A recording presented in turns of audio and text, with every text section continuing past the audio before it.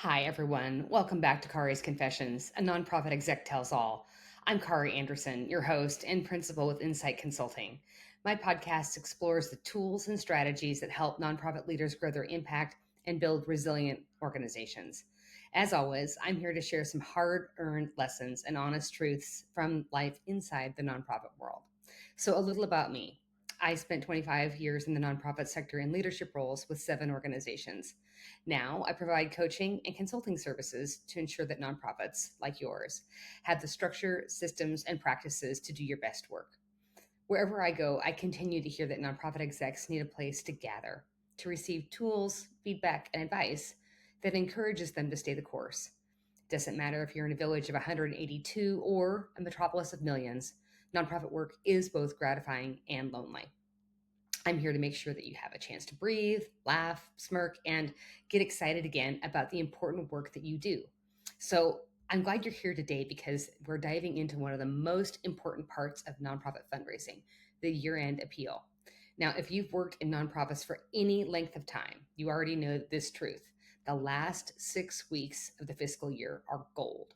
For many organizations, up to 30% of annual giving happens in December alone. But here's the thing. A year-end appeal isn't just a tradition, it's an essential tool for keeping your mission moving forward.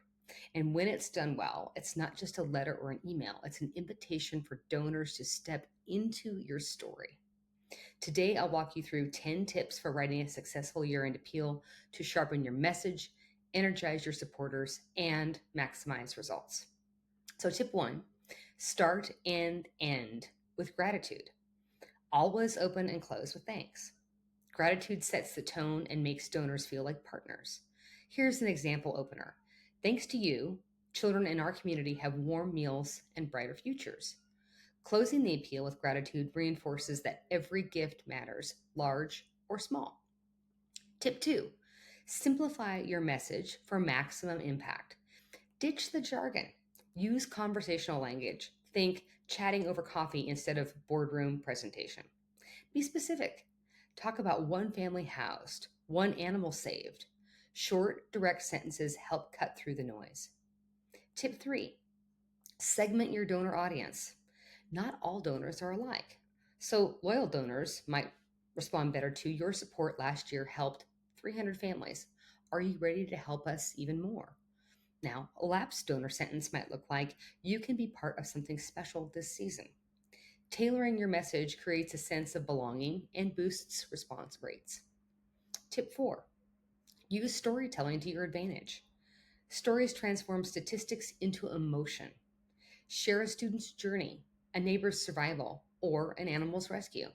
Sprinkle in just enough numbers for context, but keep the spotlight on people or animals. Remember, donors give to people, not programs.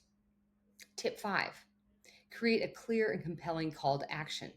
Don't bury your ask. Tell people exactly what to do. Case in point, click the button below. Mail your gift by December 31st. Repeat the call to action at least 3 times in the beginning, the middle, and the end. And add urgency with deadlines or matching gifts. Tip six, personalize your appeals. Use names. Reference giving history or volunteer work. For example, your gift last spring helped launch our after school program. Personal touches make donors feel seen and increase the likelihood they'll say yes. And in case you're wondering at this juncture, how in the heck am I going to do this if I'm keeping all my donor information on spreadsheets? Folks, you're not, right? It is absolutely critical that you invest in, if you have not already, a bona fide CRM or constituent relationship management software to better make sure that you've got real data on your donors, correct spelling of names, preferred mailing address, preferred email, etc. Tip seven, integrate campaigns across multiple channels. And for those of us in a couple of certain generations, this may make your eyes roll, and we've got to do it, right? Not everyone pays attention to email or mail anymore. So one email or one letter just isn't enough to cut it. Coordinate your theme across email, direct mail, social media, and even text messages. Use consistent visuals and hashtags. Empower your board and volunteers to share posts and amplify your reach. I would go so far as to say not just empower your board, move to engage your board and create board expectations. Tip 8, optimize design for readability and impact. If your appeal is hard to read, it won't get read. Use at least 12 to 14 point fonts. Add white space and short paragraphs. Bold only the most important phrases. Stick with clean, legible fonts and high contrast colors. Design should guide readers straight to your ask. Tip 9, time your appeals strategically and follow up. People start early. November is ideal, which means you should be starting now on the writing, the design, the scheduling, the automation, so that this can launch by November 1st. Take advantage of Giving Tuesday momentum, whether or not you participate in that campaign the end of November.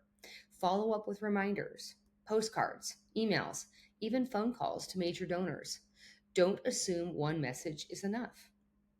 Tip 10, measure results and continuously improve.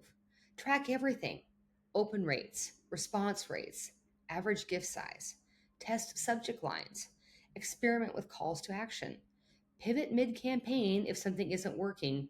Another reason to start this early November, because then you've got time to course correct if your results aren't quite what you want by Thanksgiving. Each year should teach you something to improve the next year. So let's recap: gratitude, clarity, segmentation, storytelling, clear asks, personalization, multi channel consistency, donor friendly design, smart timing, data driven improvement. That's your roadmap to a successful year end appeal. Your mission deserves to be funded, and your story deserves to be told. And your donors are ready to give. You just need to invite them in. As you head into this giving season, rally your board, dust off those donor lists, and start crafting your strongest campaign yet. Thanks for tuning in today.